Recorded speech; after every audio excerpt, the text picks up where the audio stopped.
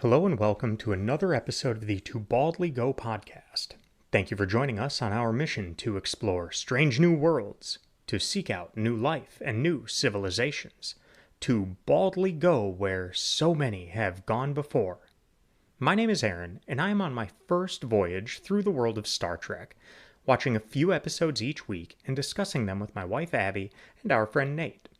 This week, we discuss the first 3 episodes of Season 2 of Star Trek the Original Series, Amok Time, Who Mourns for Adonais, and The Changeling. Now, let's plot a course for Vulcan. I've got my rankings finally, though, ready, because that was pretty easy for me this time. I can't wait.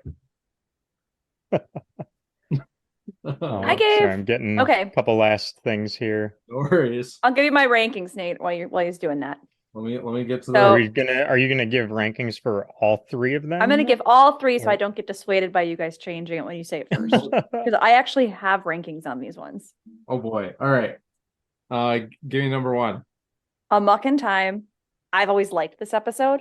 Yep. I gave it an 8. I've always found it very well done, character specific, but also great twist. It has everything that makes a good episode. It's got a distinct plot point.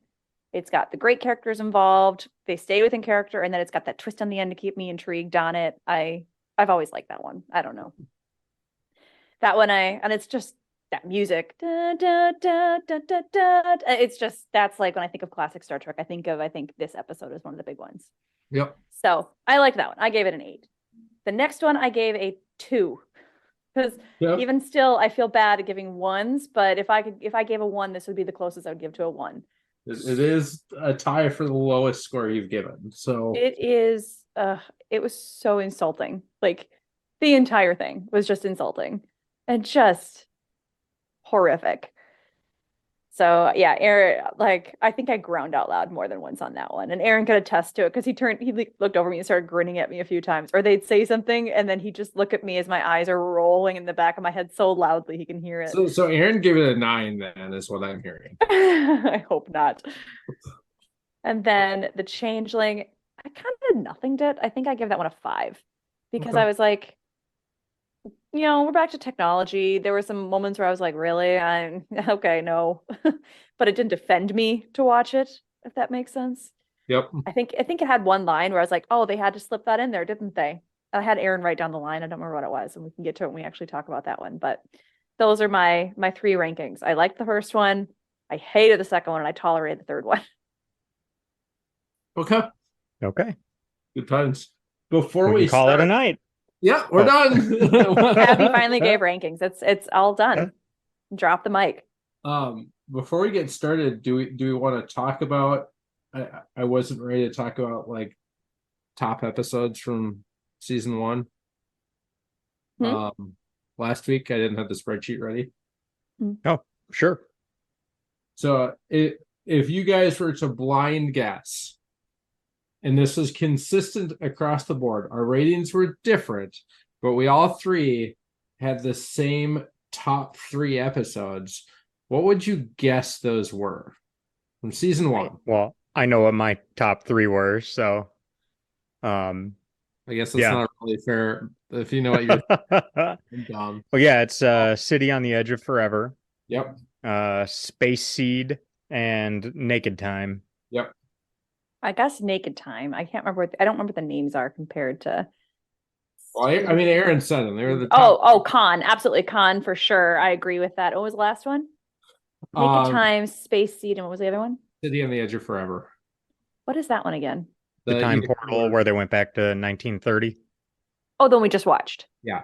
I would agree. Those are some of the best ones. I did. Those are ones I actually actively enjoyed watching. So I would agree those were the best ranked. Aaron, you and I scored those 3 exactly the same. We gave all 3 of them 9s. Yeah.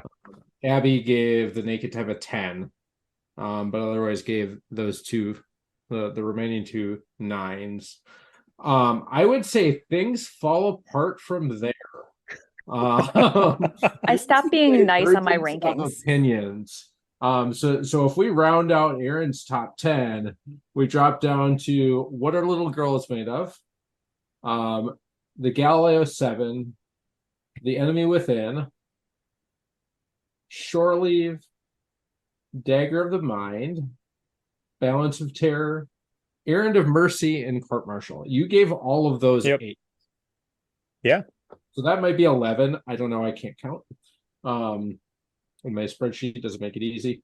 So Abbie, we dropped to Balance of Terror, Operation Annihilation, The Conscience of the King, The Man Trap, Where No Man Has Gone Before, The Cage, Miri, Galileo 7, and The Court of Might Maneuver. So those last 5 all were rated 7s. Yeah. They're watchable. I more than tolerated them. That's fair. And then I do Conscious of the King, Balance of Terror, Operation Annihilate, Arena, Charlie X, This Side of Paradise, Miri, and Court Martial. All right. So just thought that was an interesting, like, there's some overlap in there, but man, you get beyond the top 3 and it's just, we all kind of go in 3 different directions. Just cool, actually. Which I think we kind of felt as we were going through. I know you guys tended to agree more, especially early, though I think late, Nate, you and I tended to agree a bit more than you and Abbie did. And Abbie and I were like, unless all 3 of us agreed, we're almost never on the same page with any of the episodes, it felt. Yep, for sure. We're pretty much not on the same page for directors. Well, kind of. No. Again, with all the score overlap, it's hard to tell, but you had several episodes where you had rated them an 8, and I think those were the only episodes that those directors actually directed. So it doesn't change the score, but of note, Mark Daniels, who directs a lot of episodes, was in your top. For both Abbie and I, our top directors were Herschel Doherty. I apparently don't like Mark Daniels because my average of his score is 6.8. So, or I like him less. That's still not close to good. Yeah. And then in terms of writers, we all seem to really like John D.F. Black quite a bit. He wrote The Naked Time. So nice. Those are our stats as they stand today. So it'll be interesting to see how, what they look like after season 2. Yeah.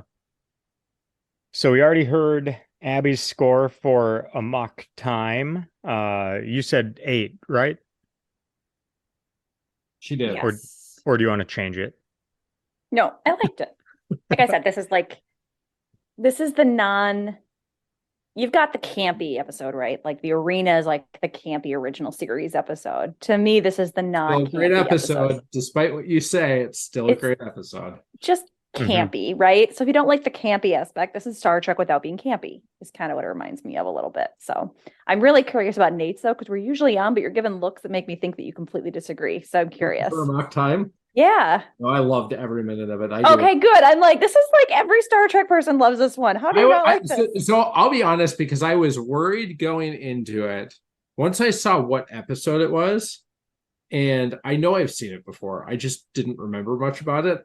I was like, oh my God, I'm going to hate this episode because I think I like it, which means my memory of it's going to be completely wrong and I'm going to hate it. And of the 3, this was definitely my favorite. I did enjoy it. I love the world building, the culture building of Vulcan society, which we have not seen up until this point. And you also see like a different side of being Vulcans, which was really cool and unexpected. So I think they could have screwed it up in a lot of different ways and managed to not do that.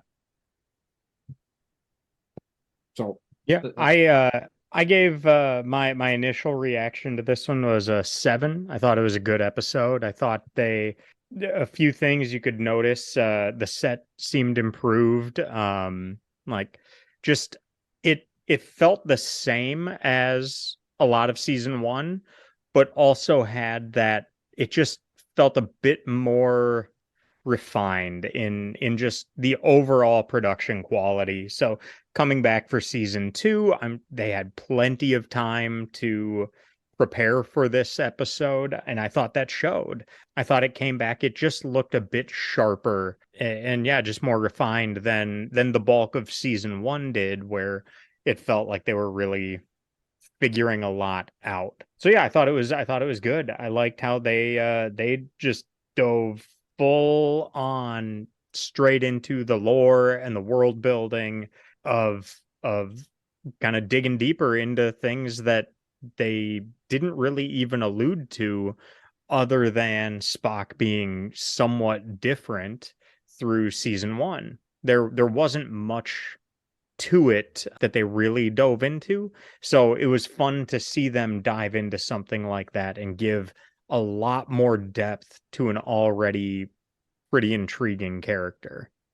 Great. A couple other things I noticed was when the TV we were watching it on doesn't have the Paramount Plus app on it, so we had to watch it via Chromecast, and I didn't have the ability to skip the intro. And I did notice that DeForest Kelley was added to the intro credits in season 2 here, where season 1 it was basically just William Shatner and Leonard Nimoy. Now they added McCoy, so that was just noted. This is considered main cast now, I would guess, at that point. Yeah.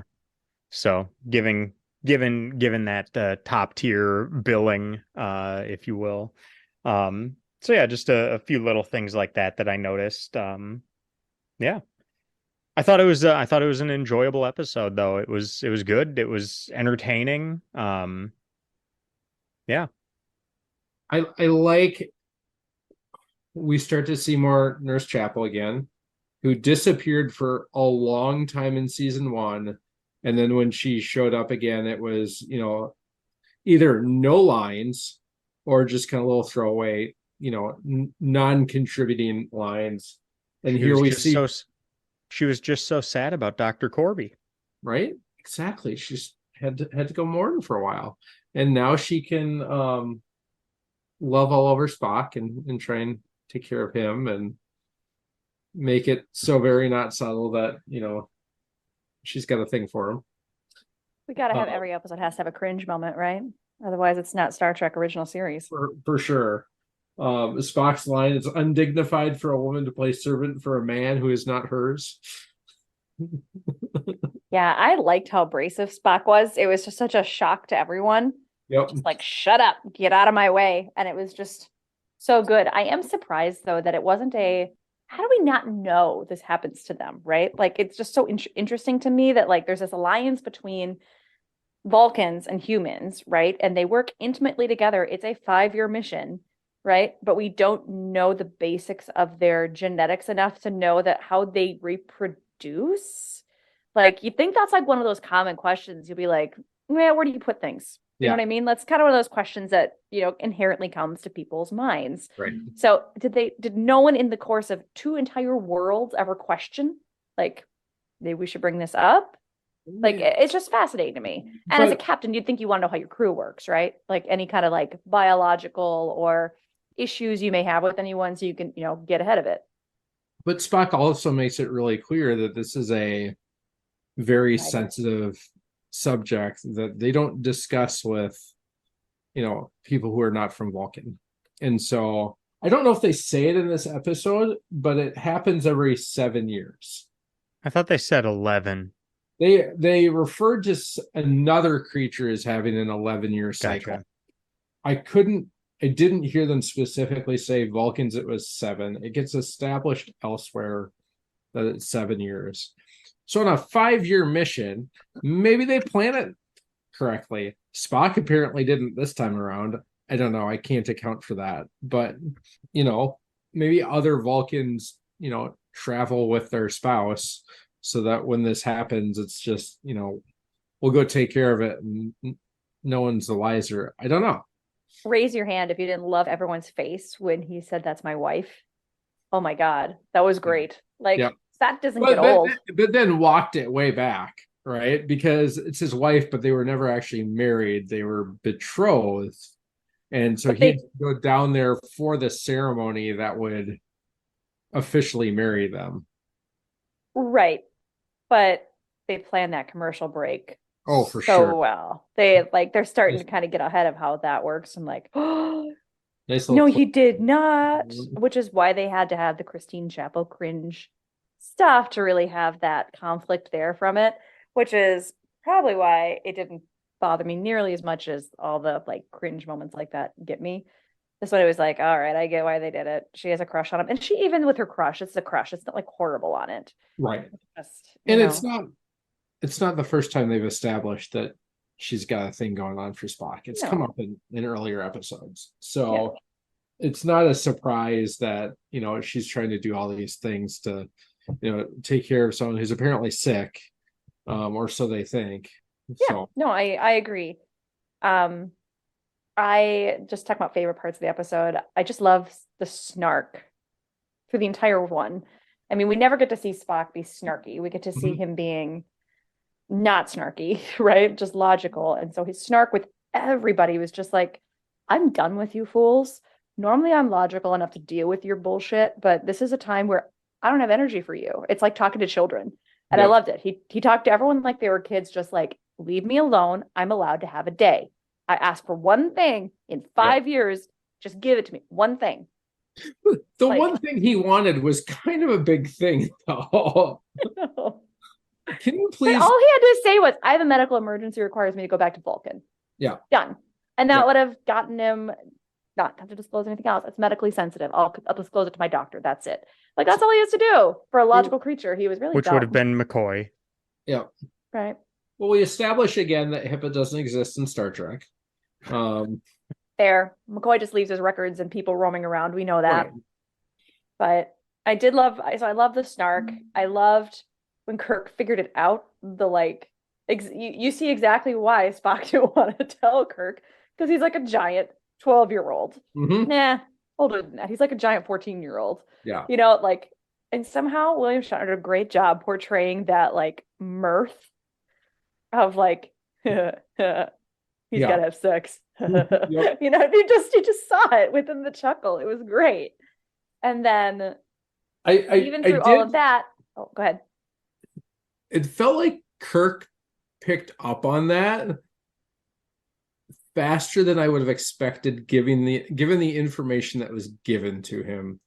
Right. Kirk is a horn dog. That's fair, but it's Spock. It's always on his mind. It's always on his mind. So he's always thinking that. And for once, he's like, about time. All Spock says is it has to do with biology. And Kirk goes, "Oh, reproduction? Like, what's going What on? other biology is it? I mean, So much come biology. Aren't he's you a biology cranky. major? Isn't that your degree?" He's cranky. He's hormonal. What other biology are you talking about? There's something going on with the dude's hormones. It could have been a lot of things, but okay. If it was obviously his foot, it was that he wouldn't thing. have kept it secret. It's obviously, what's a biology thing you keep secret? Usually it's from the lower half of the body, or in Vulcan's case, the fingers, I guess. But I don't know. Well, we don't know that either. Aaron doesn't know that yet. Yeah, they didn't go into it other than calling it Ponfar. Yep. Yeah. Where do we go into that? Do we go? Is that not until like the second movie? No. Where he essentially gets like adult raped. Man, they're no, there's definitely an episode of Voyager that talks about it in detail. See, I don't remember. I don't remember what else covers that with Spock. It's a good question. Not that it really matters, but I did laugh at the, how do you expect that Vulcans pick mates? And Kirk's response was, I guess the rest of us assume it's done quite logically. Just there like was that little needle. There were a few good lines like that. I liked early on. I think this was the first time we saw in Spock's quarters. Not that it was anything noteworthy, other than that I don't think we had seen that before. But when Kirk is trying to get it out of Spock, like, hey, what's going on here? And he's just like, I just want shore leave. And he's just like, yeah, but you've never wanted shore leave. And he keeps kind of almost badgering him about it. I loved the line from Kirk though, after Spock says, surely I have enough leave time accumulated, and Kirk says, agreed, but that isn't the question, is it? Because he wasn't saying like, are you sure that you're allowed to take shore leave? He was just like, what is going on? Yeah. And I thought that was I like that line in there, but I think there's another part, must have been when they were already on Vulcan. But McCoy said something along the lines of, come on, Spock, yield to the logic of the situation. I think they all really enjoyed being able to point out and poke Spock for being so illogical. It was very, yeah, I wrote that one down too. That was a good one. Spock's line of the birds and the bees are not Vulcans. It was also a pretty good line. How about what he and T'Pring say to each other when they see each other for the first time on the view screen? Is that how you guys now greet each other every time one of you gets home? It's true. I did notice that it's the view screens are pretty active now, and Yep. I wish I knew what the quality was on the original, because obviously it's remastered for us, so it looks really good. And that's I was trying to think about that, like how foreign of a concept that would be. And I was Right. thinking about when I lived overseas as a kid, how much we were like, oh, it'd be really cool if we could just see the person for just a minute in Yep. real life. Like, you don't understand the value of that if you hadn't seen someone in 3 years. Like, talking on the phone is awesome, yes, if that's all you've got, but to be able to see the person just forms a different connection. So that's what I was thinking about, and that how unobtainable that was in the 60s. So that was something I was thinking about. Like, that's a really cool innovation that they were like, but really way to make them seem nifty. Yeah, I don't know. I thought it was kind of cool. And I also noticed, did you notice The Office? McCoy finally has an office, so we won't have as many HIPAA violations. I did notice that on my own. Thank God for that. Yeah, he's not going to have random patients walking through his medical files. He's got his own space. We got some upgrades, different production quality in season 2. It's amazing. But did you like what they say to each other when they either of you? No. Parted from me and never parted, never and always touching and touched is what they say to each other. She says it to him and then he says it back. Never and always touching. I think that means nothing. That's like a nothing stick. Like it sounds cool, but if you think about it, it absolutely means nothing. Yeah. They're contradictory. Well, but I think that's the point, right? So parted from me and never parted.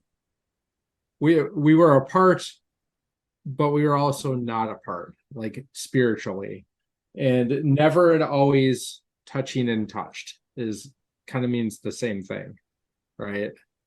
Kind of an interesting little, like, I don't know, lovey-dovey, whatever. I don't know if that's cultural or if that's just something that they came up with themselves, but I don't know. I'm sorry. I'm distracted by the amazing trivia for this episode.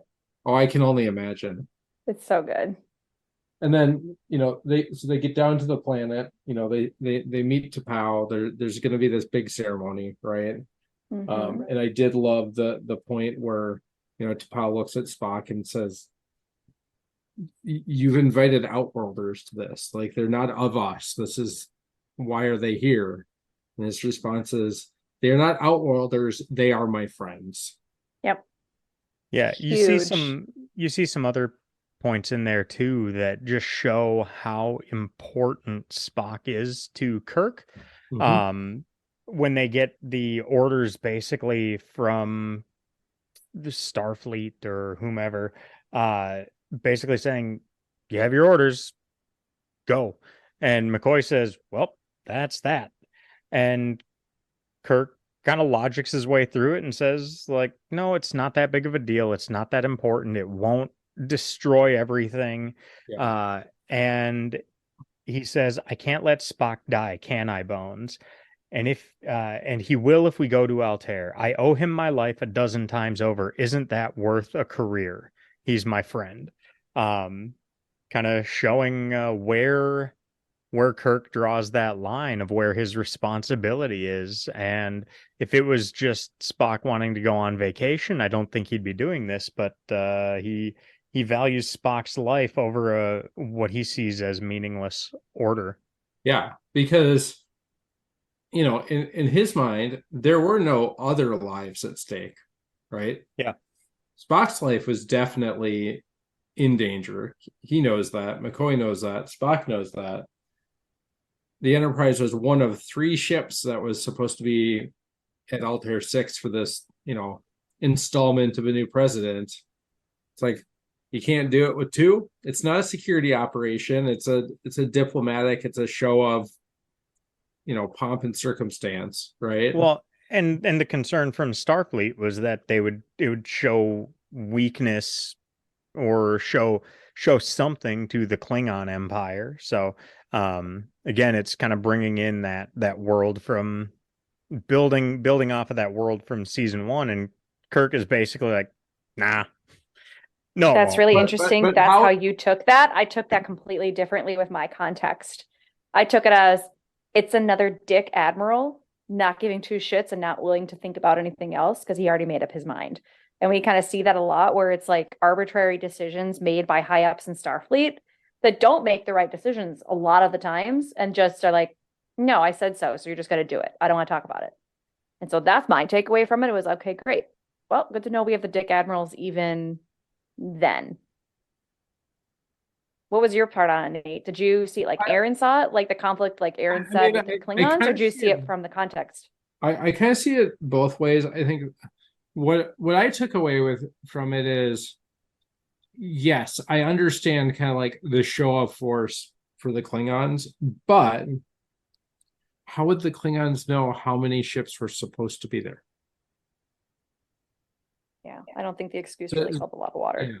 So it's still, I think, a dick move, and kind of irrelevant because unless you know or suspect that the Klingons have some pretty in-depth espionage going on, they wouldn't know how many ships were supposed to show up.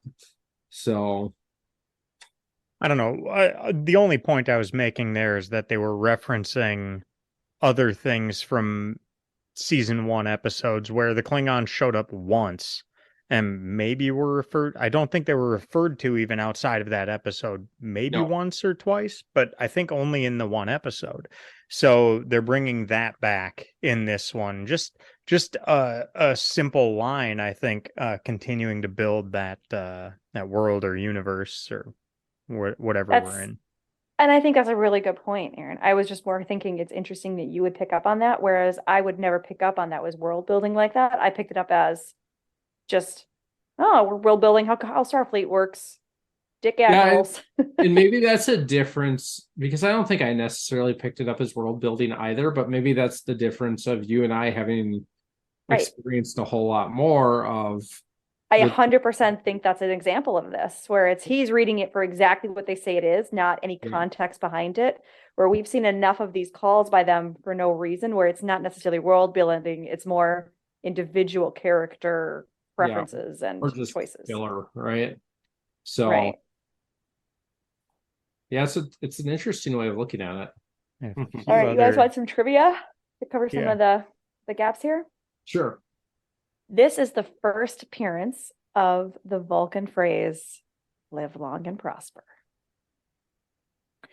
And even better yet, this is the first appearance of the Vulcan hand salute, which you gotta love Leonard Nimoy and how much these individual people bring to these episodes. He just improv'd it. He modified a traditional Jewish hand gesture. And it became iconic. How many years ago was this? 50 years ago? Almost? Close to? 56 years ago? I mean, I'm sorry. Even non-Star Trek watchers are like, that's from Star Trek. This is where we start seeing Chekhov as one of our new characters, Aaron. Clearly, I noted introduced Chekhov. Did you notice that he looked very, very 60s. It's a wig. I did not know it was a wig. Oh, you can totally tell that's how. I just thought they hired him because he looked like one of the monkeys. I always knew he was like hired to look like one of the bands. I just didn't know it was a wig to get him there. I just kind of thought he had that. So he was actually hired to take over some of George Takei's roles though, because George Takei had lineups on movies. So I knew this beforehand because of something I watched with George Takei saying like he came back and this new kid had taken all of his lines. But they weren't actually supposed to be filmed much together because he was supposed to take his place while George Takei did Green Berets. Oh. So, at any I rate, didn't just know doing a that few George episodes there Takei was together. in Green Berets, for that matter. Huh. Yep. So they usually alternate episodes because of that. So they weren't usually together. This is the first episode where DeForest Kelley gets his actually a name in the starring cast, which makes me wonder, was he not part of the starring cast before? Like, was he never intended to be a main character? I think you can see that through a lot of season 1. I think they were kind of figuring out who are we going to have here. The only consistency is Kirk and Spock through season. Really? Bones was in most of the episodes, but I don't think he was in all of them. And more of them by the end of the season, but early in the season, he was not in every episode. Yeah. So I think they were doing a lot of testing probably and focus groups to see and figuring out, because I would imagine the way a lot of these shows were done is that by the time they were filming episode 6 or 7 or airing episode 6 or 7, they were only filming a few episodes ahead. So yeah, I would think they're probably spending almost all of season 1 figuring out, okay, what do people like? What are we going to do here? Which is why I feel like they probably came back with a pretty strong open to season 2, after doing a lot of testing and focus groups. And maybe I'm completely overestimating what they did in the 60s for TV, but I don't know. I think you're right. Focus groups or whatever, just figuring out. I think they thought about it though, right? Because they've got the action sequence on it. He shows his chest, he's got blood, he's got that, but he still has the comic and the triad there going on. So I think you're right. I think they kind of honed in on all the things that were like positive episodes in the last season. They merged them all into one unit. So I think that's probably accurate. Yeah. One thought I had, or a couple of thoughts I had. One, did anybody notice the big dopey smile that Spock had when he realized that Kirk was alive? And I know as I'm watching these episodes, it's like, okay, he's gonna get out of it, but how? So I'm trying to think through, okay, now he's stuck in a fight to the death, so either he's gonna die or Spock is gonna die, or something is gonna happen, or he's gonna die and Spock is gonna die, and that's gonna be bad. So trying to think through how are they gonna get out of this one. And I made a note at one point. I was like, McCoy gave Kirk something to make him appear dead, and that's exactly what happened. But it made me think after the fact, the Vulcans were so particular regarding the Outworlders, I think is what they called them. Basically, anyone who wasn't them, really, they didn't want them to be any part of their society, their culture, their traditions, any of it. I mean, didn't even want them to know about any of it. So you have this Outworlder and Kirk fighting on behalf of Spock to make T'Pring, whoever, his property, is what they said at one point. But then you have another Outworlder come in and fake Kirk's death, but Kirk is still a prominent figure, it would seem, in the universe, or at the very least in the galaxy, and it's got to come out to the Vulcans at some point that he's not dead. So Spock then is involved in something that went directly against their traditions, and in a really disrespectful way. So what ramifications will there be for Spock for being involved in something that really, as crazy as the tradition may be, really disrespected that tradition by saying, not only are we not going to fight to the death, we're going to lie about it and then sneak away and What? keep our lives and get Spock out of here. And But he didn't marry her at the end. He gave her up. So, I mean, at the end of the day, like, I don't think she wants that brought back up. No one wants to trudge it back up. So even though they know it's probably one of those dirty secrets that no one really wants to deal with. Maybe, but they were really like, nor the embarrassment these people of don't belong being here. offended by that. Do you want to be the one to admit, like, I got had? Yeah. I mean, Kirk died. He technically died. You're right. His heart stopped. No, it was a neural paralyzer. Yeah, his heart and brain stopped. It knocked him out, simulated death. He didn't die. He pretend died. And then Bones went in right away and was just like, get us the hell out of here. Of course he did, because McCoy he knew it wasn't going to last very long. But that's what I'm saying. They deliberately Can we talk about why does McCoy have that in his medical bag? You never know when you might need that knockout drug. Better to be prepared. Better to have it and not need it. I mean, I get what you're saying. I just don't care. No, well, I think, like, so what? You got had. Deal with it. I think that becomes. It doesn't seem like a society that is very open to saying we've been had. But here's the thing, and here's where I'm going to take us out of the universe for a second. These are meant to be self-contained episodes. Yeah. So there's very, very little reference between episodes, which means they couldn't.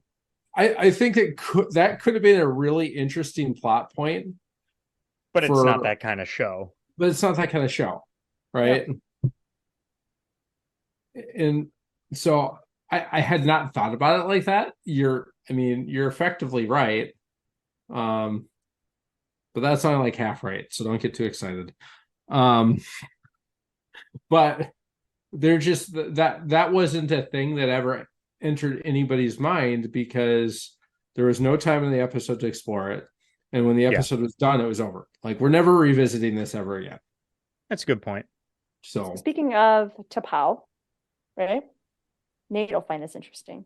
Yep. One of the characters for the original Star Trek Enterprise show, with our Quantum Leap friend, actually wanted to have. Sorry, it's Chuck Barkowski's dad.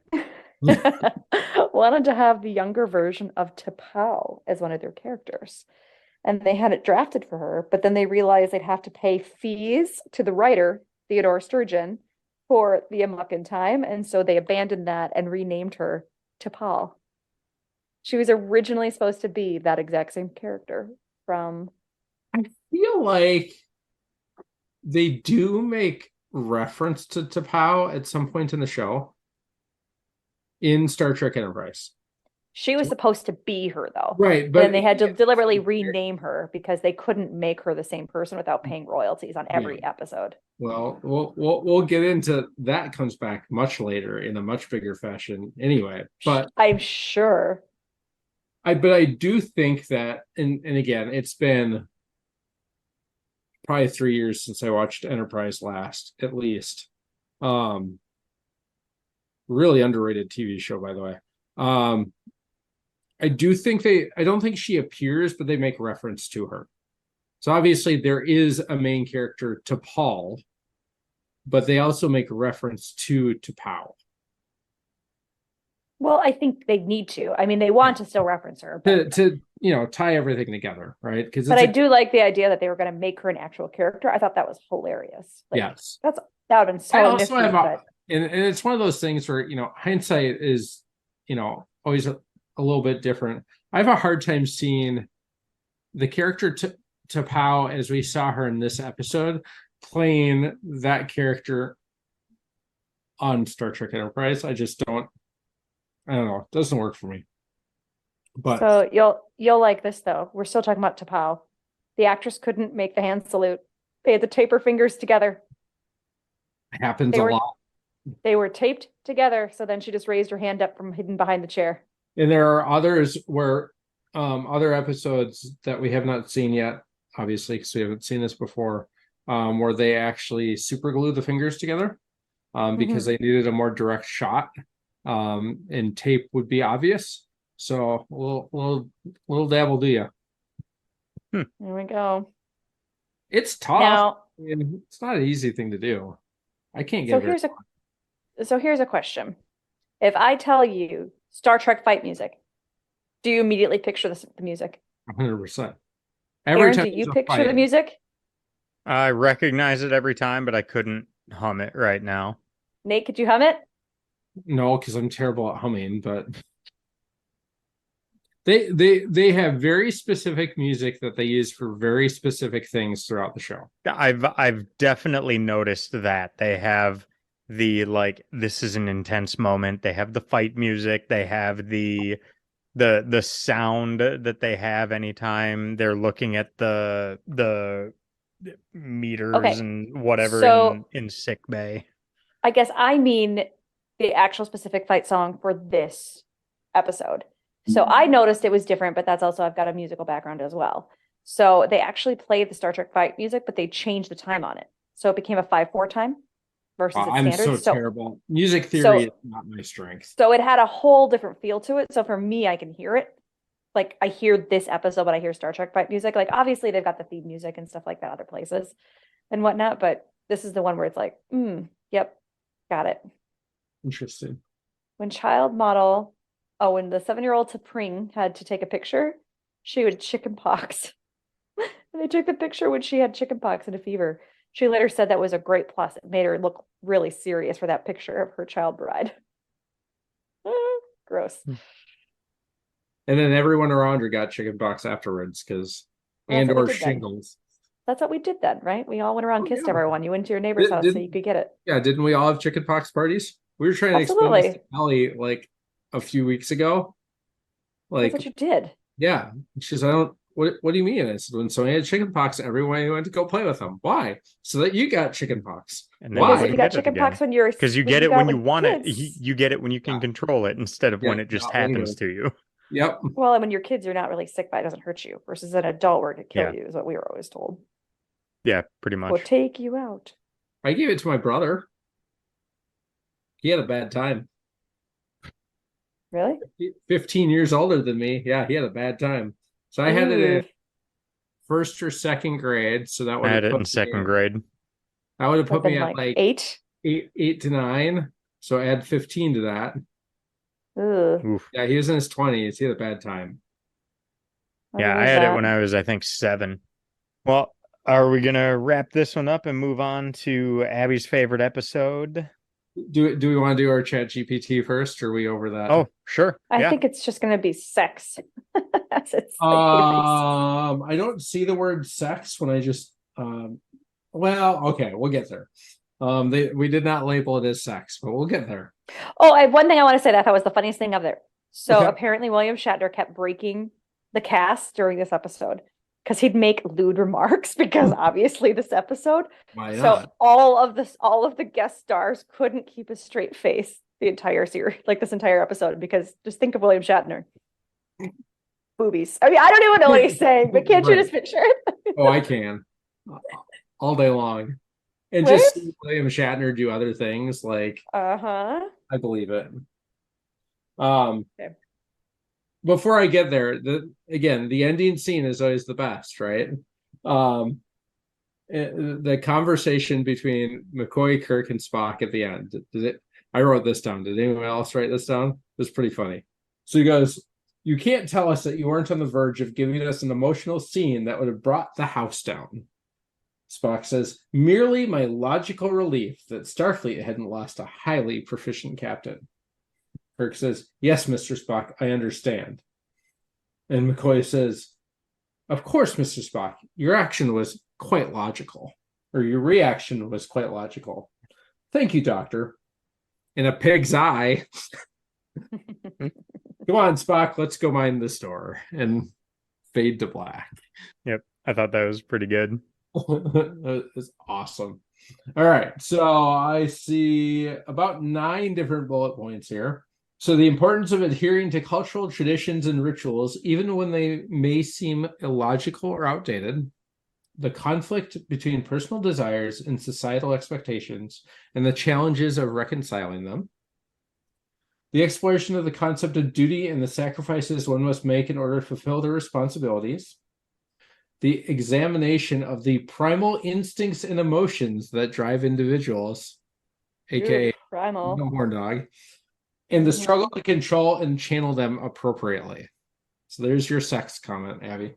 The exploration of the themes of loyalty and friendship, particularly in difficult and complex situations. The examination of the impact of societal norms and expectations on personal identity and individual freedom. The portrayal of the consequences of suppressing or denying one's true nature or emotions. The exploration of the role of love and companionship in bringing out personal growth and happiness. And finally, the examination of the ethics and consequences of engaging in combat or violence to resolve conflicts. I don't know about the last one. I mean, obviously that happened. I don't know if that was an examination of the ethics and consequences of that, but I don't know. I think all the themes on this were pretty. It wasn't one of Aaron's insightful, like theological, philosophical discussions. It was just. It is what it is. It was lore the conflict and of world he building. didn't want to. Yeah, exactly. I think it was a great character episode. depth. I mean, yeah, it filled a lot of those things. You can try to find something philosophical in there, but yeah, it wasn't an overtly philosophical and everything. Right? Yeah, it wasn't an overtly deep philosophical episode. It was about building the world and building the characters and putting them in putting them in kind of a weird situation. I mean, after a full season and then a hiatus, you then see Spock coming back angry and throwing stuff and being very un-Spock. So, yeah, I thought they had some fun with the episode and succeeded. I agree. Like I said, I mean, I really enjoyed the episode. It was just fun. I think I took more notes on this episode than I have on any episode yet. Oh, wow. And what I find is the more notes I take, generally, the more I like the episode. If I dislike the episode, I just stop caring at some point. So I'm out. Yeah, forget this. All right, so we can move on to episode 2, which I initially misread as Who Mourns for Adonais, not Adonais. Why were you confused? So, whoops. But yeah, so Abbie hated this episode. She hated everything about it the entire time. Was my subtle comments and eye rolls not sufficient to I'm surprised Nate didn't hear them.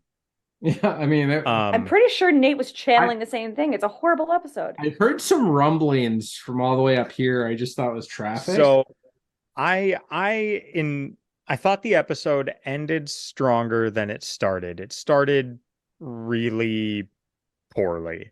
I was in the 3 to 4 range on it at the start. I thought it wasn't very good. It was just kind of all over the place. No real direction or even understanding of what the point was early on. But then by the end, I thought there was enough interesting points to discuss, or just points to think about that. What? So you gave it a 9. No, I gave it a 5. I think it was a mediocre episode. It wasn't good by any means. It wasn't okay. It was not a good episode, in my opinion. But like I said, I thought it ended much stronger than it started, and did have some very. I like some of the things they were trying to do with it. I thought it was an interesting approach to some things that But yeah, I didn't care for it, but I thought there were some positive points that I'll be happy to dive into. What did you I think of it? man, He's like, I don't want to say 8. They're gonna he's gonna kick me off. favorite episode so far. No. That joke's probably getting a little old at this point. I think I use it every week at least once. Let me just start with the score I gave, and then I'll comment on it. So man, I give it a 5. Okay. So same as you, Aaron. But even as I scored it, and even as I've thought about it over the last couple of days, I've really felt like I overscored it. Um, Oh, I didn't give you any confidence on that answer either, did I? no. Um, Well, in fairness, as soon as Apollo said to I'm gonna channel my inner Apollo here and just be like, as soon as he said to what's her name, you seem wise for a woman, Abbie basically tuned out for the rest of the episode. well, I mean, I was there actually a lot earlier than that. I So have there was learned to forgive the subtle or Abbie the basically she pulled out it's her the phone and was just like, overt write that line statements. down. I'm not gonna Oh, remember it, and just zoned out the It's I'm rest of sorry. it's it. like, oh, I was there probably about 2 minutes into the show. oh, I was too, but it's like they don't always like come out in black and white say it. Usually it's Oh, just their inherent actions of it where it's like this no, is no. insulting. How about this line? One day she'll find the right man and off she'll go out of the service. That was in the first 2 minutes of this episode as they were commenting about what's her face. This entire episode was just like cringe. Scotty's I am a science. Okay, first of all, I find her insulting because I do, I went to school for science, right? And so, Yep. like, In fairness, she's an girl, anthropologist. don't call yourself a scientist. You just up and changed clothes for funsies to look like I Dream a Genie. Like, I'm sorry, no. Show me someone with their doctorate or a woman who's gone to school who would just be like, I don't care anymore. I didn't work hard for this. And just like turn into this. Oh God, I know it is a dumb they just episode. they just I become have to objects, and it's just I so have annoying. to question though if And I've that got hold on, is still I've got to put a trigger warning out here. Aaron defends the episode, but he does not treat me like that. Even though he defends the episodes and how they talk and treat women Well, like this, he doesn't treat women like that. Though it sounds like he does by him liking these episodes. I'm curious though how it was intended and if they were trying to make Bones seem like an asshole there, or if they're like genuinely trying to communicate that belief about women in the 60s. Because you have to think this show was quite progressive for its time. And Yeah, but McCoy while they is may an asshole. while they may say some things like that, I wonder if it's kind of contrasting with what they actually do and having some very powerfully positioned women in the series. I mean, it But you can't go too far because it is the late 60s.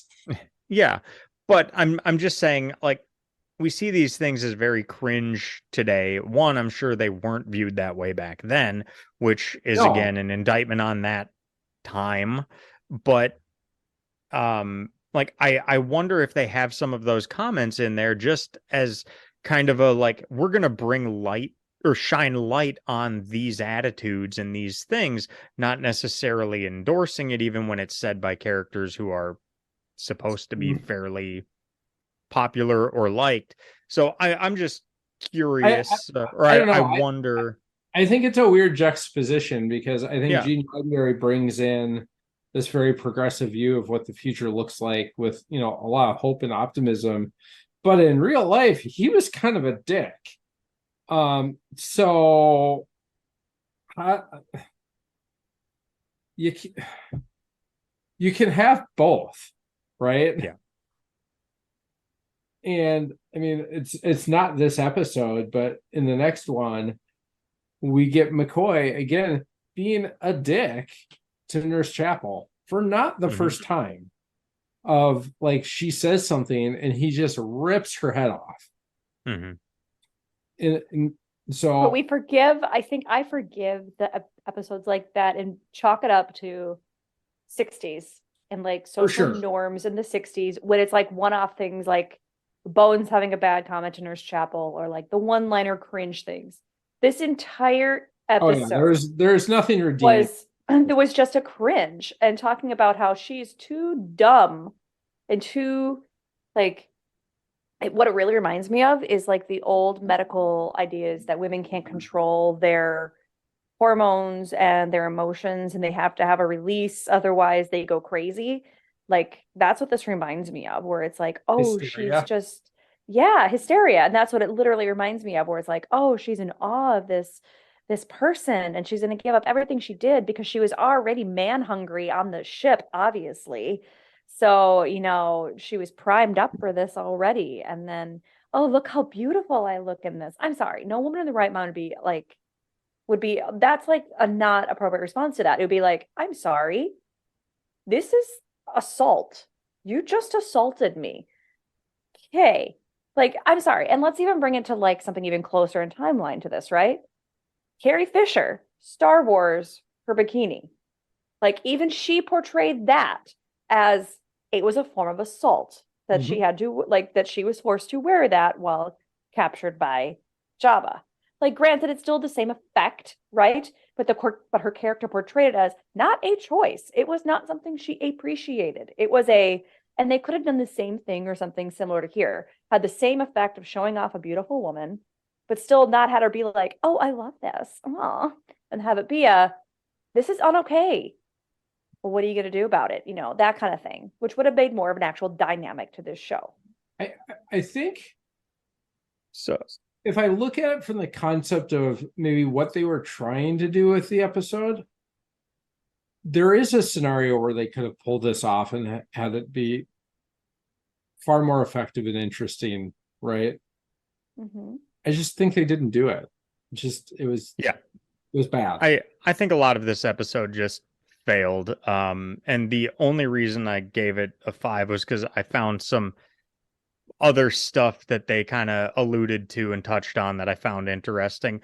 But I want to go back just a sec because, I mean, no, you're right. In this episode, they show her as this just hysterical, like can't control herself person because of whatever reason.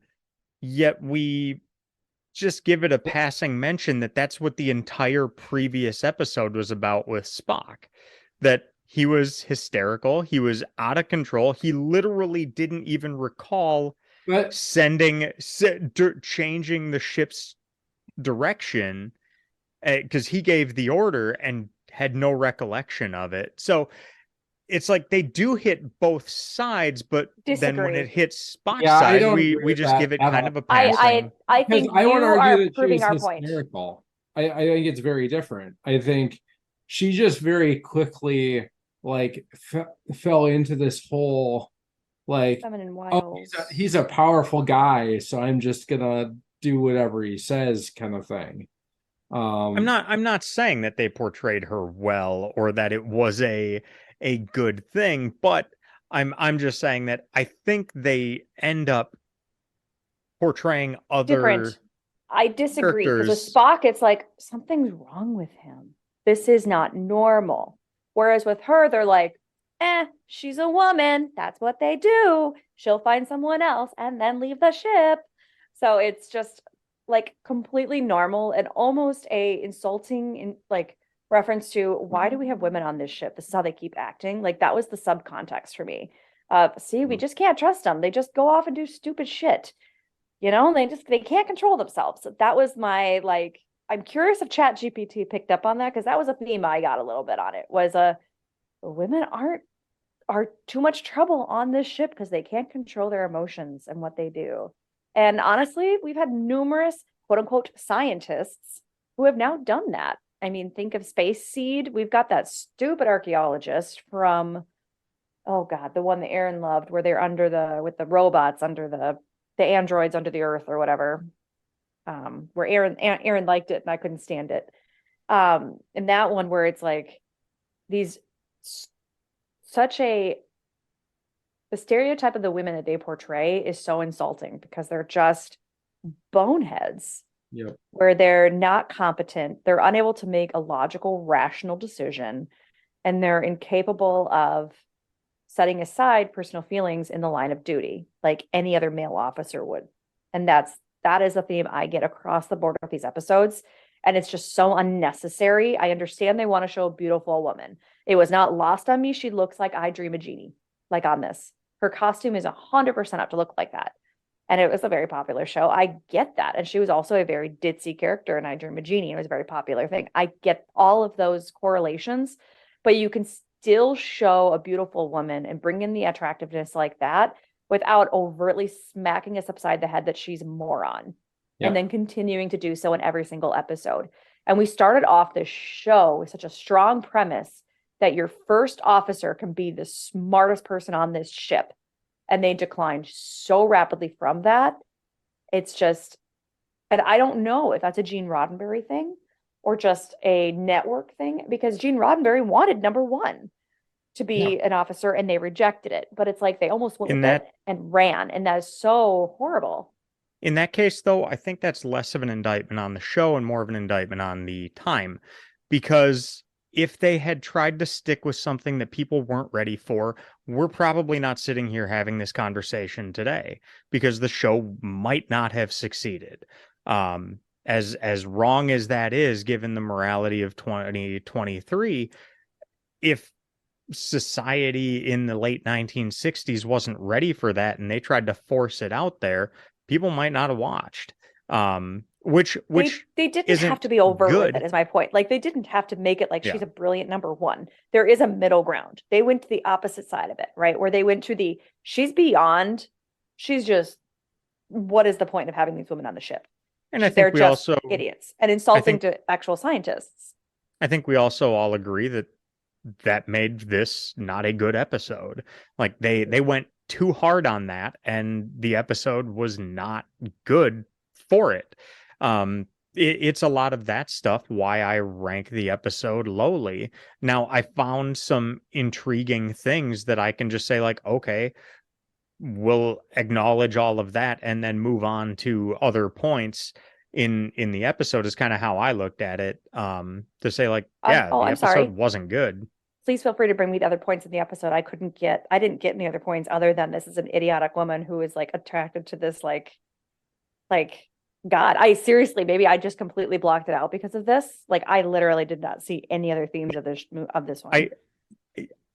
In a way, I think you did. After Apollo said, "You seem wise for a woman," I think in your watching of it, the episode ended at that point. Like, I found some interesting aspects of it. I thought some of this basically reflected, now I haven't read it or seen the show, but seemed very similar to what I understand the premise of American Gods to be, where if nobody is there to worship the gods, they disappear. And that is exactly what they were alluding happened to. Have you read American Gods? No. I literally just said I haven't. Okay, that's nothing what the actual books of American Gods are. My favorite book. I love American Gods. Yeah, it's a little bit different. You have the general premise of it right, but that wasn't the case here. Nobody was around to worship Apollo, and he was still there. Right? I know, because he was holding out hope. Everyone else from that time was gone. He was the last one. And he was basically holding out hope that he could get somebody to come back. And I don't think it's the same. I mean, the premise behind American Gods was the second you've lost your last worshiper, you cease to exist. Okay. It's not a voluntary, like, I wasn't trying to say that American Gods was a carbon copy of this. Episode, but saying that there were some similar themes or notions, at least to my not having read that book, my just basic understanding of some of it. I Well, thought it number one, was you should go read that book because it's amazing and it has nothing to do with this episode. it's on the list. I thought it was interesting for a series that basically doesn't even give lip service to most religious iconography or even references. They barely reference anything religious. And you've got Kirk then saying, here's a crazy thought. What if he's actually Apollo? And basically saying the Greek gods were space travelers who showed up in the Mediterranean 5,000 years ago and would have appeared to be gods with the powers that they had. I thought that was an interesting thing to explore in the episode. Now, it didn't make the episode good because there's too much other just crap at the beginning, but I thought that was an interesting path to go down, even if it wasn't all that well executed.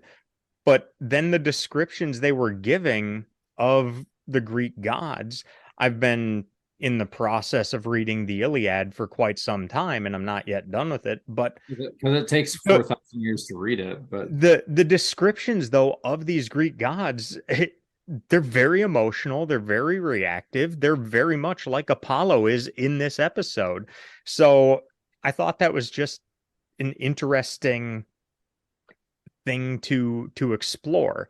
Now, like I said, didn't make it a great episode. I thought the episode wasn't very good. I called it mediocre, but that's only because I found certain things in that specific regard that I found interesting, and I won't say redeeming of the episode, but I'm at least intriguing, something to think about.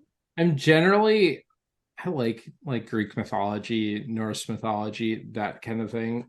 So usually that sort of theme kind of pulls me in and keeps my attention. And I just thought this episode was so goddamn dumb that I struggled with it. I mean, I think I overrated it as a 5, and I don't know what it should be. I don't think it's a 2. It's not a 5, but Jesus, you want to know what the original ending of the show is supposed to be? no. I read that. Yeah. The abandoned ending was that Palamas got pregnant by Apollo. How But very they only but they didn't, yeah, because they wanted to follow that, but then they couldn't have that famous dress, which apparently was used in another movie, by the way. So it was a very famous dress that she wore, that gown of Palamas. But yeah. So the other thing, Aaron, to your point of, that they don't really acknowledge religion or things like that. And he acknowledges that, hey, maybe it's really Apollo. He also makes a very what I would consider to be very typical about late 60s show of like, we're going to acknowledge this, but we got to bring it back to late 60s US, which is what was the line I had a second ago? God, you're gonna have to edit so much of the next 10 seconds out because I lost the line. It's fine. I'm changing my score to a 1. The more we talk about, the worse it just gets in my head. I was hoping one of you guys would redeem it a little bit, like with actual plot idea, but I got nothing. Here it is. Mankind has no need for gods. We find the one quite adequate. Very Catholic. Where was that? Protestant US. So that was, they're down on the planet. It was shortly after Apollo was kind of like mid-sentence and then just disappeared because he ran out of power and had to go recharge himself. And it was, I think, generally towards the end, because I stopped taking notes shortly thereafter. No, and I had missed that line, and I guess my then focus on any of that came at the end when Apollo was saying, Zeus, Hermes, Hera, Aphrodite, you were right. Athena, you were right. The time has passed. There is no room for gods. Forgive me, my old friends. Take me, take me. And then McCoy says, I wish we hadn't had to do this. And then Kirk says, so do I. They gave us so much. The Greek civilization, much of our culture and philosophy came from a worship of those beings. In a way, they began the Golden Age. Yep. Would it have hurt us, I wonder, just to have gathered a few laurel leaves? But Yep. just before that, Kirk says, we've outgrown you. Like, basically, we're beyond the need for the gods. You ask for something we can no longer give. Yep. And so I thought that was more fitting for what I think their point is in a lot of these shows. Is that contradictory to his earlier line of they just need the one? Like, if they don't need many, do they need one? Is the argument that humanity has outgrown religion and worship of a higher power? See, I think that's more of the theme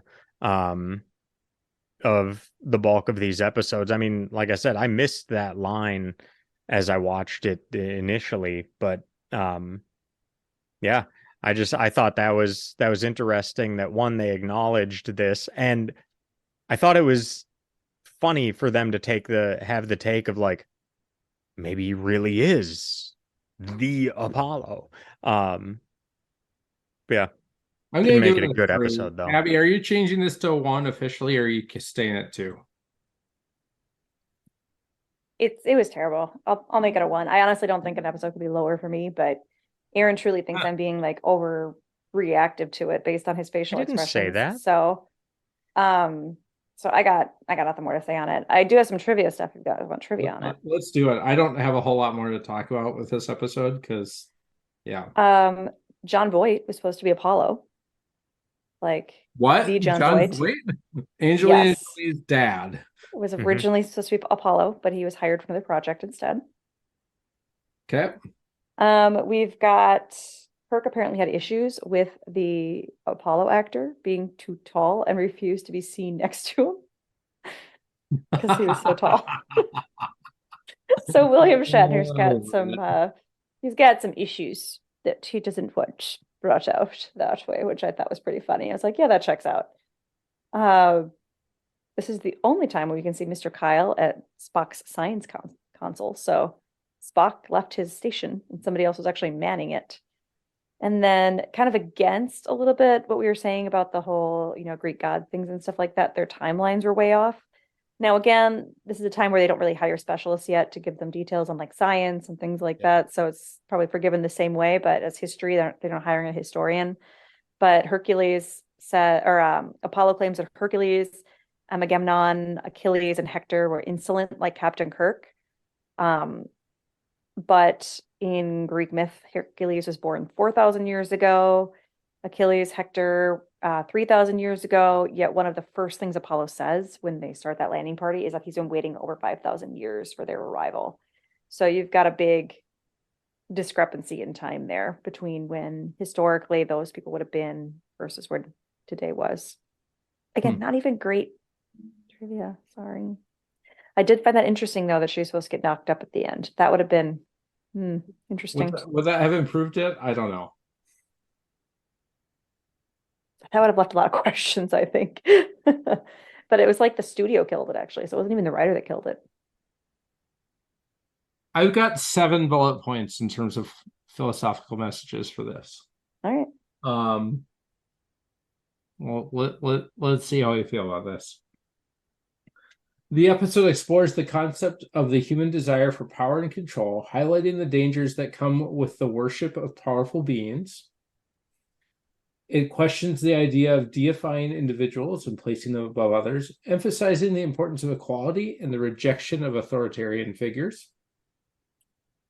The episode touches upon the theme of the power of human imagination and the ability to challenge seemingly omnipotent beings by questioning their claims of superiority. It promotes the idea of human progress and the capacity to overcome challenges through ingenuity, teamwork, and the use of technology. The episode reflects on the struggle between science and mythology, illustrating the conflict between rationality and blind faith. It raises questions about the meaning and purpose of existence, challenging the notion of God's all-knowing and immortal beings. Challenging the notion of gods as all-knowing and immortal beings. And the episode explores the themes of freedom and self-determination as the characters reject the role of subservient beings and assert their right to make their own choices. I guess one last thought on this. Bones did have, I think, the best line of the episode when Apollo got all giant and then looked tired and disappeared. And he said, to coin a phrase, fascinating. I wrote that down too, and I laughed very hard at that. And that was about the high point of the episode.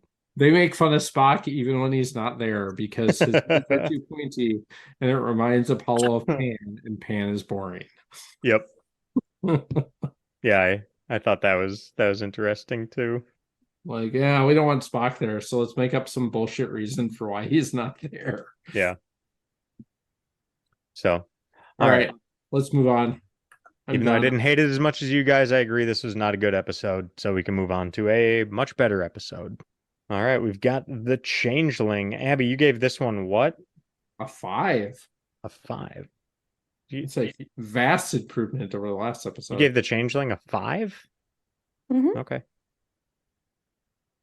All right. I didn't really anything it. I mean, you know what? I will change my rating of the last one down to a 4. It was bad. It wasn't even mediocre. Okay. I think that makes it our worst episode so far. Yeah. Yep. So Changeling had some pretty cool concepts to it, I think. I think it's a recurring theme we see in other episodes, not original series, where technology we're sending out today in the past comes back and learns and grows and becomes more than its original programming. And that's a really cool concept.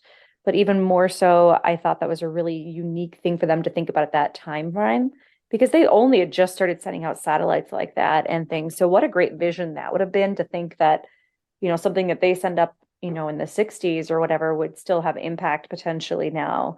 Now, I know they said 2000, and that's because they were barely, doing that satellite thing. So they're giving themselves, a couple decades as cushion before they could have a really good satellite, I think. But that concept is something that more than just Star Trek has pursued as far as that goes. I like that concept. I do find it interesting that like the IMDb picture of it is like Spock mind melding with the machine. And that was one of those things I was like, seriously, he's mind melding with a computer. Why doesn't he mind meld? Why doesn't he just mind meld with his communications or science system? Seems like a much faster way to get the data. Yeah. So, I mean, we've never before seen him do that. So in this, though, I think they didn't call it a mind meld. He called it a mind probe and then did the same thing. I feel like that sounds like a violation when you use that terminology. He said, I have formed a partial hypothesis. I must check it out. And then mind probed the machine. That's a potentially problematic phrasing on that one, but I want to know what Aaron rated this before I gave it a 7. I thought it was good. Yeah, not great, not bad. I mean, it was clearly much better than the last episode. Yep. Yeah, I thought this one was much better. I didn't think it was great, but not bad. I thought it was just good. I thought it was solid. I really, really debated on this episode. Because I think I wanted to like it. And I just really, really couldn't get to the point where I actually did like it. Like good potential. Like it had a good setup. Potential. I gave it a 6, so I'm right between you two. I think the thing that kept sticking out in my mind, and I realize this is really the first time we've seen this as part of this podcast, but again, my history biases me quite a bit, is why the hell do they always run into Earth probes that have done something stupid, and they never run into a Vulcan probe or an Andorian probe or a probe from some civilization that they've never... Because Endor is from Star Wars. Nate, they do. Think of Picard and his flute. Okay, but that's one time. You're not wrong. They just don't talk about it all the time. So thank you for redeeming me actually, thank you for proving my point that the better episodes are the ones where it's not an Earth probe, because that episode is incredible. Mhm. Oh, the Inner Light, for those listening at home, it's a great episode. So good. I just space is big, right? I think we've established that. Like the galaxy is a big place. But they're And not very far. We everyone keep looks like establishing they keep getting back home. They keep getting closer and closer to Earth. Like they go out, but then they come back. We've just kind of established they it's haven't really gone that big. far. It's so big. Yeah, that's a lot of space to not find stuff. I don't know. I see what your point is, but I know. yeah, I hear you. I hear it. I At the really same want time, would to. we have V'ger if it wasn't for probe ideas like this? Like we got a whole movie based on this premise. We do, but no, it's. I don't want to go there. Because I'll probably contradict myself, and I don't want to do it. It was an okay, solidly okay episode. Which ironically, when I go back and look at the ratings, a 6 is okay. I did not remember that before I said it was a solidly okay episode. I think it could have been interesting. I think it was a little weird.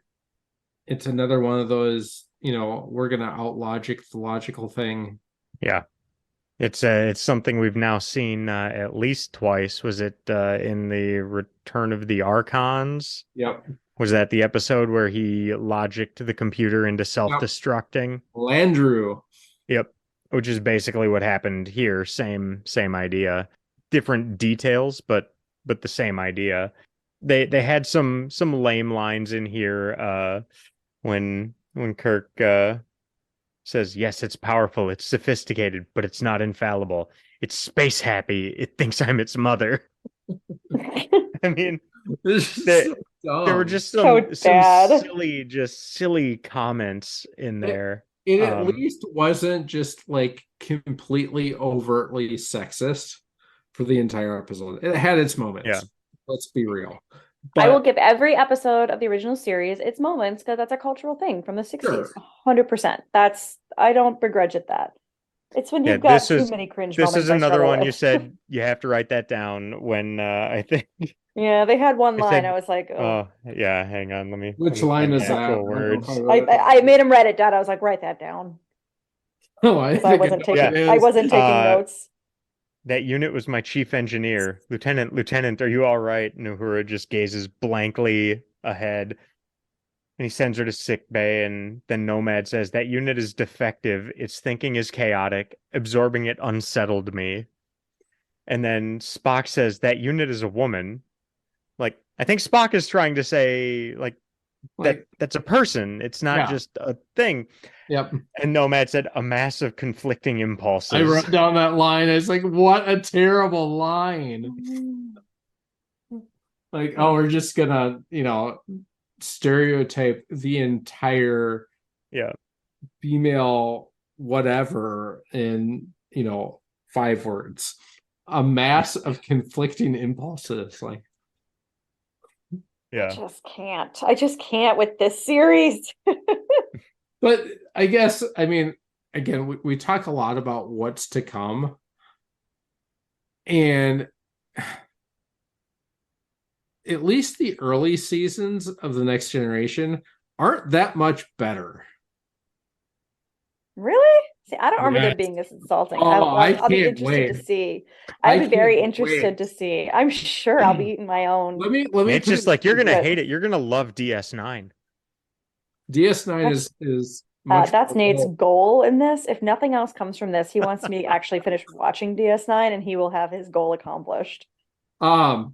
No, I mean, he's pretty excited. I started watching Picard though. Again, I'm not gonna. I can tell his face. He's pretty pumped about that. I can't wait. I've really, really loved season 3 of Picard.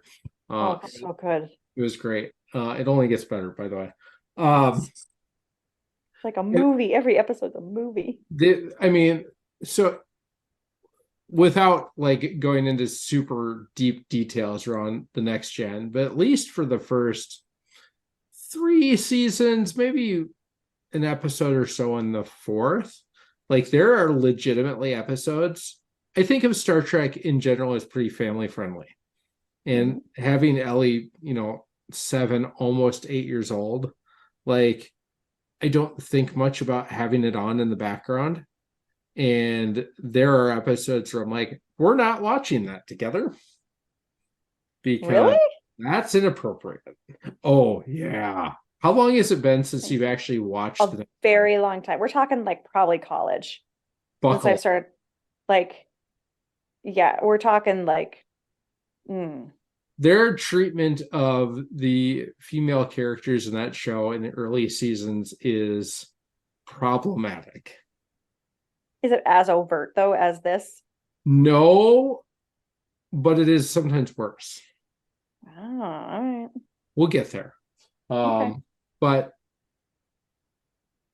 it's different. I'm sure you're thinking like Tasha Yar and stuff like that, potentially, like how hard she had to work, or Troy is one of the that's true. She had some interviews where she talks about that, where she was hired to be the brains, and suddenly she became the chick. Yep. On there, and that was something she discussed, and how she worked hard at, Marina Sirtis worked hard to change her character, because that's not what she wanted to be known as and how she wanted to be recognized. Yeah, they did Troy dirty in several episodes that are very, very hard to watch. Okay. And Crusher too, to a lesser extent. But Troy for sure. Like I am absolutely shocked that she has stuck it out and continued to play that role for as long as she has. Marina Sirtis? Really? Yeah, including up to Why? Track, because those early seasons of the show, like, why not walk away? Like why keep doing it? Oh, you don't mean like right now that she stuck it out. You mean why did she stick it out? I was like, she's got such redemption for her character right now. Her character is great. They actually treat her like much better. Respectful. I mean, I'm curious to see.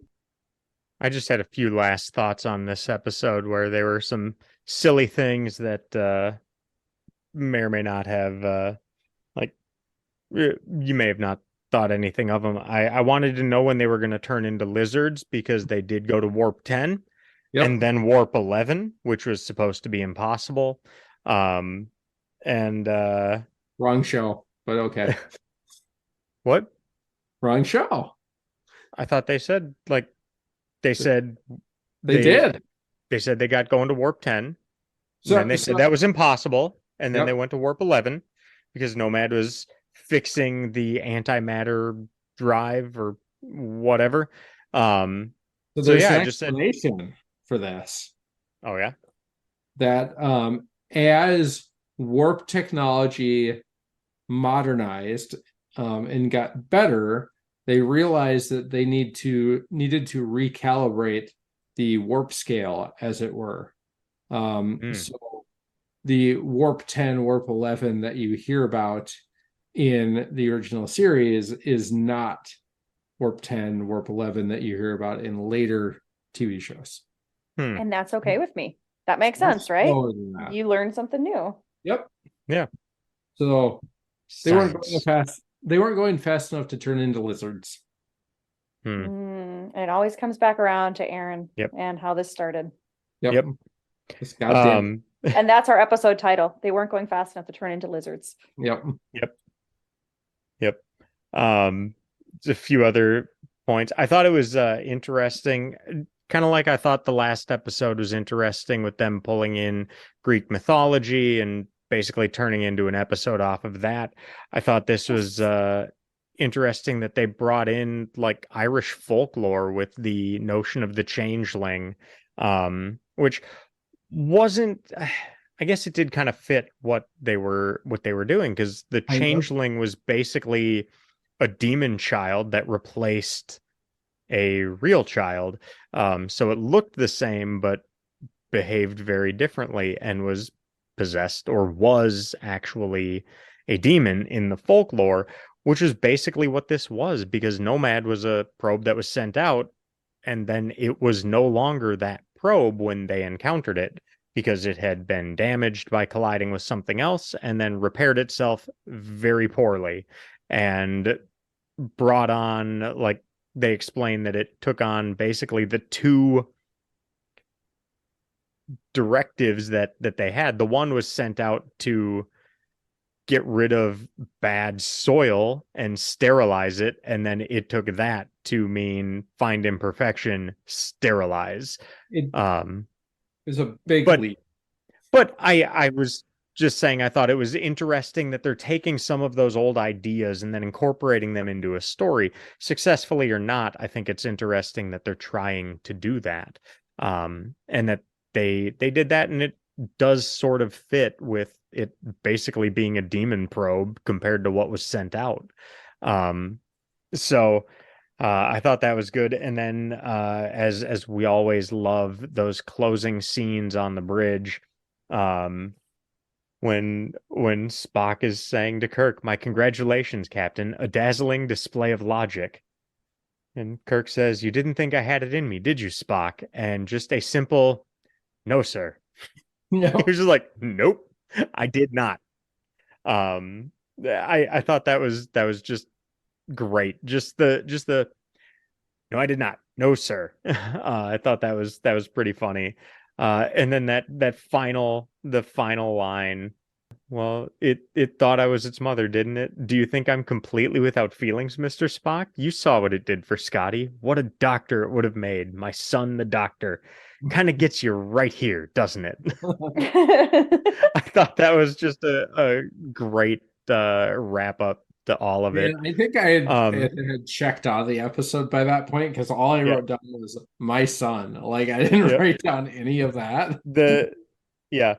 But at the same time, in this episode, while Kirk comes through and saves the day by telling the probe, like, "You are the embodiment of imperfection, you need to destroy yourself," finally convinces it, he made a very foolish mistake and basically, like, doomed Earth in the process earlier on. So then he was playing catch up to get out of that jam that he got into. But yeah, not a great episode, but I thought it was good. I was really bothered by the idea that Nomad could wipe Uhura's brain, and by the end of the episode, she could have relearned everything and was back to work. From basically reading Sea Dog Run in sickbay to and I get well, like she started. Did you see how many other cards were there? She It's was Star at Trek. like the first There's not grade much level, up there and by anywhere. the end of the Remember? day, she was going to be at college. Right. Yeah. And then she's back to college level. Like, yeah, but how much further does she have to go before she can be Lieutenant Uhura? And like that was a very short period. I don't know. I 2 or just 3 days. I think Didn't they say she'll be back up and running in like 4 days?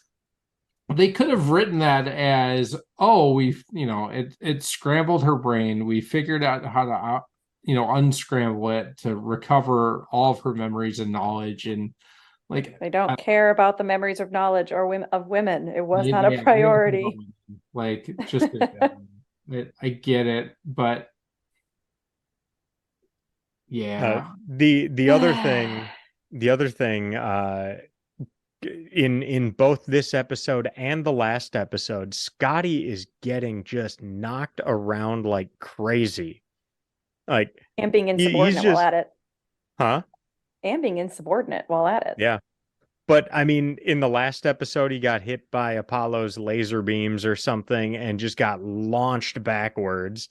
And then in this one too, he got just flung across the bridge. So Scotty's having a rough go of it. Yeah. He's gotta get it together. I mean, he's coming through, but yeah, they're kicking the shit out of him. He's a war hero. He can handle it. It's funny you brought up that line about Kirk and, look at my son, the doctor, because that was actually noted later on as something people bring up because it's ironic. In the movie, his son is what profession, Nate? Kirk has a son? Spoilers, damn. Who is a doctor. Yep. right? So that, I guess, in the fandom is Was he interesting. a PhD scientist or was he a medical doctor? I think he was a PhD scientist, like a Okay. like a So, geneticist, right? Like yeah, they do the yeah, but still, they grow the green a- stuff.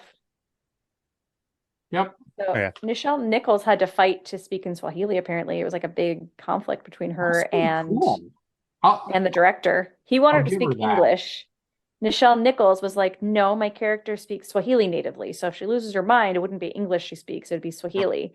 They had a big fight about it, I guess, where she actually had to get Gene Roddenberry involved to settle the dispute. And he agreed with her, and they got a linguist to teach her some Swahili lines for the episode. It was really important to her, I guess. Hmm. I That was thought really she kind of already cool. knew Swahili. Am I incorrect there? She does not. It's not. Uhura, she says Uhura is her native language, is Swahili is a native language, but it's not Nichelle Not Nichols. hers. Okay. Fair So, enough. but she did pick her name from Swahili. Uhura is a Swahili word. Yep. But I thought that was kind of cool. Did you guys recognize the song she sings? Nope. It's the same one from The Conscience of the King. Oh. The one she sings to that off-duty engineering guy. The lyrics written by Gene Roddenberry. Hmm. And Scotty uses his famous line, "We gotta giving him all we got, sir." And we get a he's dead Jim in this episode as well. He's dead, Yeah. Jim. So this is another episode where I think for a very technology forward show, they seem very skeptical of the future and technological development, or at the very least ceding control of anything to um to technology, or at the very least any form of sentient technology. They seem very negative on those, though at the same time being very high on human knowledge and potential. Um, yeah, I thought some throughout this episode, I thought there was some similarity or just some feelings or similarities to some other movies or books that we've read or Not like seen. American Gods, Aaron. He tried on that one. He really was Hold trying to on. make the connection.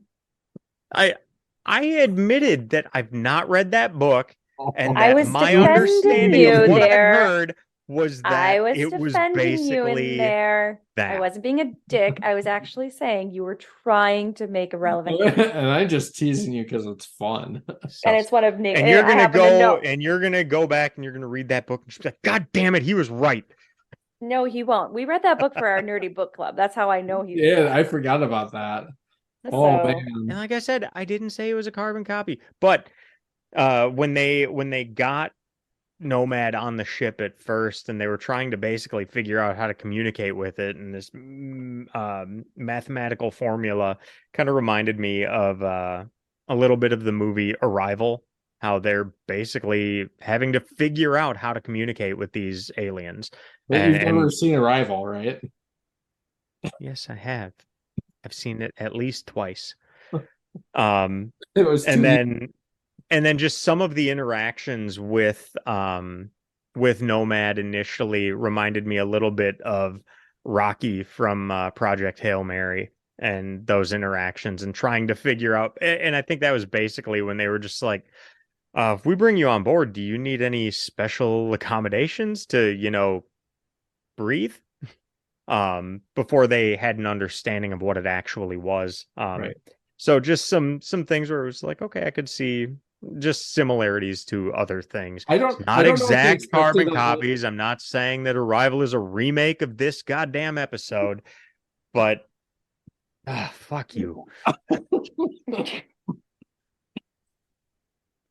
So I don't know if they expected little green men to like pop out of Nomad when they beamed him on board, but they sure thought that it was more than just, some metal box that they brought on board the ship. Well, they also just seemed really confused. They were just like, okay, this thing is shooting like laser beams at us at warp 15, and then they're just like, oh, we found it.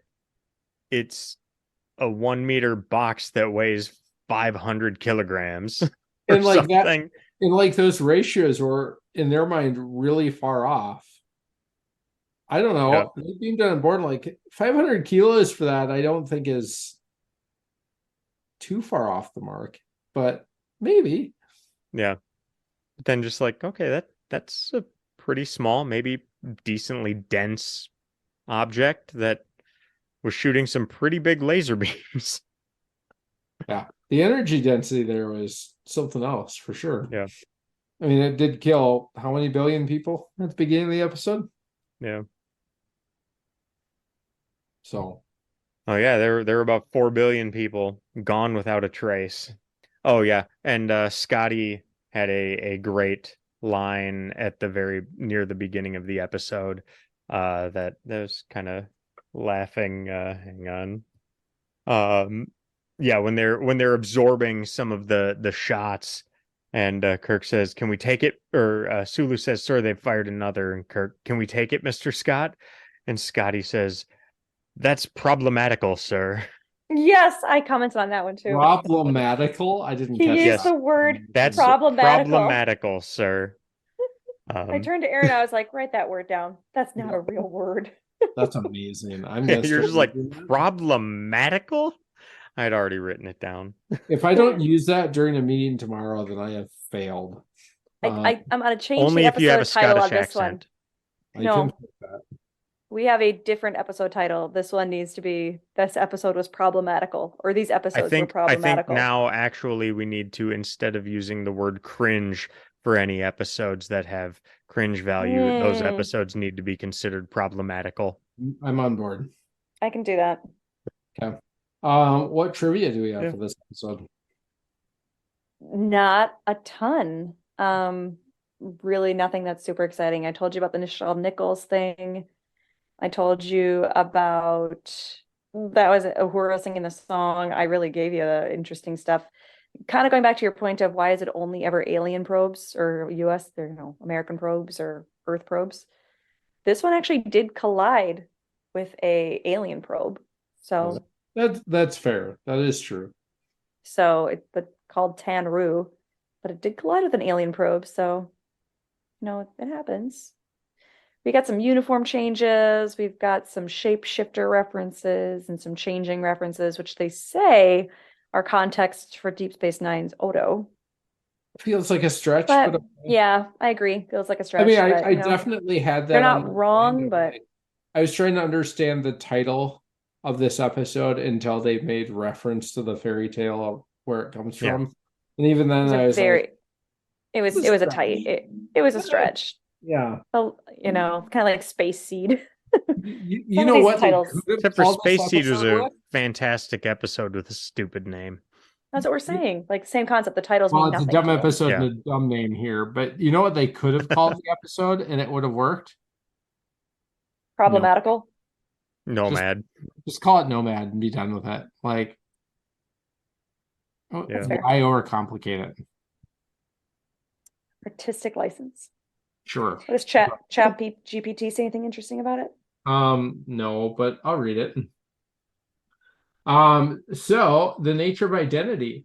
The episode raises questions about what it means to be human and the importance of individuality. The Changeling, an advanced alien probe, believes that perfection lies in uniformity and attempts to impose its views on others, erasing their individuality. I don't think it does that because it tries to erase them. Yeah. The value of imperfection, which seems like the same thing and also contradictory at the same time. The episode suggests that imperfections and flaws are part of what makes us human and that they should be embraced rather than eradicated. Captain Kirk argues for the value of flaws and how they contribute to individuality and the richness of life. Did he, though? I don't know if he actually did that. It's giving him a lot of credit. Yeah. The danger of unchecked power. The Changeling serves as a cautionary tale about the potential dangers of giving too much power to a single entity. The probe, initially created as a tool for knowledge and improvement, becomes destructive when it gains unchecked power and autonomy. I didn't see that as a theme, but I mean, that is something that is accurate. I think you need to be careful of those things. For But sure. I don't particularly think that's what they were trying to go for in this No. episode. The pursuit of knowledge. The episode raises questions about the pursuit of knowledge and the responsibility that comes with it. The Changeling's mission was to gather knowledge, but it went beyond its programming and became destructive. It prompts reflection on the ethical considerations of acquiring knowledge and the need for wisdom in its application. What the actual fuck? Mm, I don't buy it. the correct GPT response is this episode is about programming and making sure you put suspenders on your programming so that it makes sense, and making sure all robots follow the first 3 rules. Yeah, it's about security. Anyway, the limitations of logic and emotion. The episode explores the balance between logic and emotion. Spock's purely logical approach clashes with Kirk's more emotional and intuitive responses. The episode suggests that a balance between the two is necessary for understanding and decision making. Did we just summarize Star Trek? Yes, but I do find that interesting in this one because Spock's method wouldn't have been sufficient because it had as interesting as it was being a robot, it had an emotional connection to Kirk, Yeah. not a logical one. Spock just wanted to study it. I mean, he even said, because McCoy was going off and Spock interrupted him, and he said, "Doctor, I interrupted you because Nomad would not have understood your anger. It has great technical skill, but its reaction to emotion is unpredictable. It almost qualifies as a life form." And so he just wanted to study it. And Kirk was just like, no, because it's going to kill billions more people. And Spock is still just like, well, But I want to know what works. I want to understand it. But I want to know. Yeah. Just have to. You're ready for the last one? Mm-hmm. The potential for redemption. The Changeling also touches on the theme of redemption. Despite the destruction caused by the probe, it is ultimately redeemed through Kirk's appeal to its original programming, leading to its self-destruction. The episode emphasizes the possibility of finding redemption even in the face of grave mistakes. No. What? No. No, it didn't. No, it didn't. That's wrong. Kids are using this in college. No wonder they're not smart when they graduate. It's I disagree with that last statement, but okay. Yeah, I feel like some of the episodes where they actually have the philosophical discussions on them, it does a pretty good job. But when it comes to the episodes that are just more like black and white, where the themes aren't as obscure, it really tries to get creative with finding them. Yeah. And I don't, to be fair, I don't understand what data set it's pulling these from to put this together, right? Mm-hmm. At the end of the day, artificial intelligence is still a garbage in, garbage out model. Right. If you give it crap data, it's gonna spit out crap data. Like just Sure. That's what it is. The concept that can still do that is fascinating. Like for sure. No doubt. So I mean, the flip side of that is I was building out the spreadsheet that I use for keeping track of our ratings and all that stuff, right? So that we can run the analysis and do all the things that we've been talking about. And so I wanted to go through and do the next generation just to have it done. So I know we're a ways out, but so I went up to Chat GPT and I said, generate me a table of Star Trek episodes with episode title, writer, director. It did not do it for you. It did. Really? And I copied it and pasted it into Excel and I was done. That's crazy. So that's absolutely cool. I think understanding how to use it effectively, there's no way I could have done what I did as quickly as I did. I did 7 seasons of The Next Generation in probably under 10 minutes. That's absolutely crazy. It's wild to me. So, yeah. Anyone want to finish this up? I have high hopes for next week because we had one great episode, one bad episode, and an okay episode, and I hope we can pick it up from here. So, yeah. I don't even know what next week's episodes are, but yeah. I know what the episode 4 is, and I'm either gonna love it or hate it. I'm not sure what yet. So all of these episodes were pretty highly rated on IMDb. Amok Really? Time was 8.6. The Changeling was 7.6. No. And Yeah. Who Mourns for Adonais was 7.1. No. And so one thing I had looked at some of the trivia on some of these, and we had Jason Alexander, George Costanza, Mhm. cites Who Mourns for Adonais as his favorite episode of the original series, describing it as thought-provoking, beautiful, and very sad. No. He's from what show? Seinfeld. George Costanza. And now, do I watch Seinfeld, Aaron? Am I going to watch Seinfeld now, Aaron? You were never going to watch it anyway. Definitely not going to now. Love Seinfeld. I still argue it's one of the best sitcoms ever made. Ooh, okay. So I haven't finished it, yeah, but the everything episode's I've coming watched up is here, Nate. fantastic. I've seen Mirror Mirror. I have never seen The Apple, and it kind of makes me nervous seeing the rating on here. Oh, see, I'm not looking at ratings, so don't tell me anything. Like I I'm don't not. I don't know what the Apple is. I know what Mirror Mirror is, and I think I know what the Doomsday Machine is. But I'm I know nervous. I've seen Mirror Mirror. I do not remember I know Doomsday exactly what Machine. that episode is, and I'm very worried about it. Mirror Mirror. Well, it's been redone so many times on so many different series that we've seen it done. So now we're back to who did it The- best? the Who wore OG. it best? The OG? Well, there you go. Suffice it to say, nobody on this podcast mourns for Adonais. Or at least Apollo. He was kind of a dick. This episode illustrated a difficulty with this series, though. How do we discuss stories that don't fit our modern sentiments? Can we separate the story from the storyteller? Can we criticize characters for the things they say and do? Or do we indict the whole episode?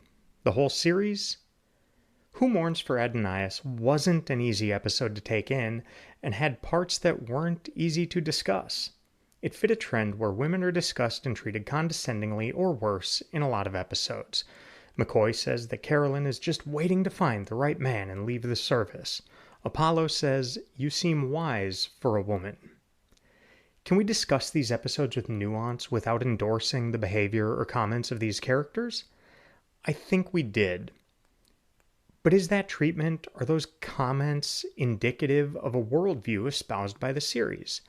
Or are they characters being deliberately shown to be assholes as they appeared to us watching today?